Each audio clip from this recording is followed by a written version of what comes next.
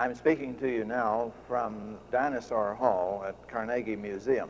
We're going to learn a little bit about dinosaurs from Dr. Craig C. Black, who is the Curator of Vertebrate Fossils, right? Vertebrate fossils, right. Can you tell me, this is a big one. What is Yes, it? this is one of the largest dinosaurs that ever walked on the face of the earth. This one is known as brontosaurus or Apatosaurus. There is a little bit of discussion as to what name should be applied. But he is one of the largest dinosaurs that ever lived. Where did he come from? Well, this one was found in Utah, out near what is now the Dinosaur National Monument, near Vernal, Utah. About 150 million years ago, these large animals roamed over most of the whole world. They have been found in Australia, throughout Europe, Asia, and North America. And these were the largest living land animals that we have ever known. About what weight, what size? Well, this particular animal would run about 60 to 70 feet in length and weigh between 30 and 40 tons. Now, 30 or 40 tons of weight to carry around all day for a lifespan possibly would run up 150, 200, maybe even 300 years. That's a good bit of exercise through a lifetime. And it poses a great number of problems as to how the animal can carry this weight. Looking at the skeleton, you can see it's an extremely massive skeleton. The bones are extremely heavy, thick. Take, for instance, the rear limb here. The two bones, the bottom of the limb, the tibia and the fibula, are extremely long, but they're also very wide and very massive. The joint in the lower limb is almost straight up and down. The animal carried his rear limb almost straight up and down, much like an elephant does today. This is a matter for weight. This is for weight, to hold that weight right straight down, the pull of gravity right straight down.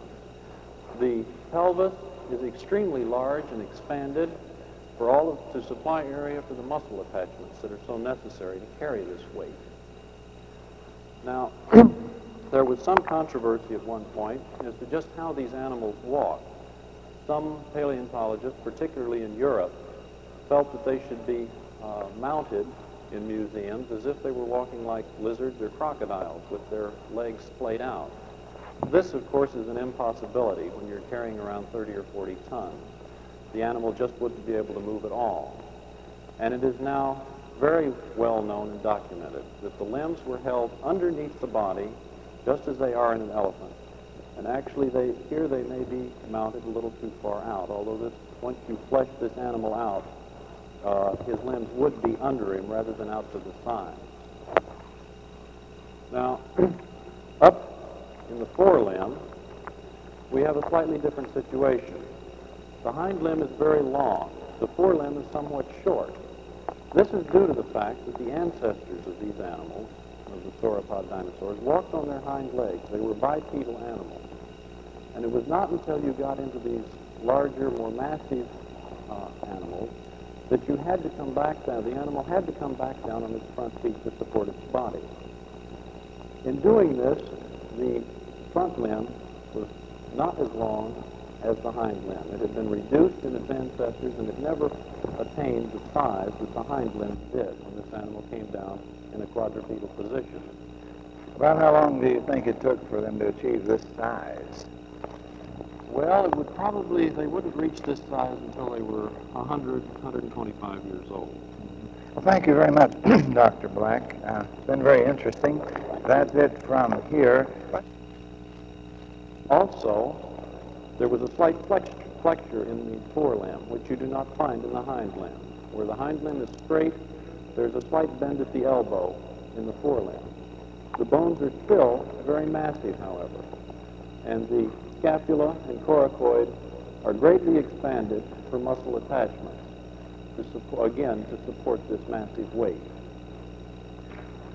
Now, to get around some of this great weight problem, where the limbs have to be massive and the girdles have to be massive to take the muscle attachments, there are ways that part of this load can be lightened. And this has been done in the vertebral column. In the column of these large sauropods, you can notice great large spaces and openings in the bone. The central part of the vertebral column is still very strong, but the ascending processes, these transverse processes that come out at the side here, have been hollowed out. The main mass of muscles would lie along the central axis of the vertebral column, but the processes to the sides and to the top can be lightened and thus take some of the weight off of the bone and off of the animal.